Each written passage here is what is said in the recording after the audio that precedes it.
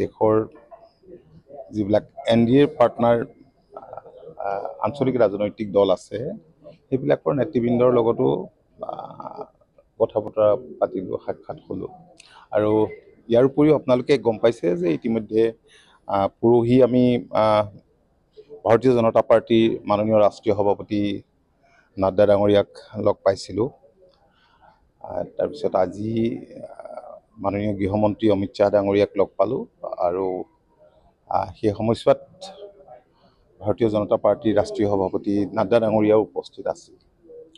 আৰু আমি চাৰিজনেই আছিলোঁ, মহন্ত ডাঙৰীয়া, মই, বীৰেন্দ্ৰ প্ৰসাদ বৈশ্য ডাঙৰীয়া, ফণীভূষণ চৌধুৰী ডাঙৰীয়া।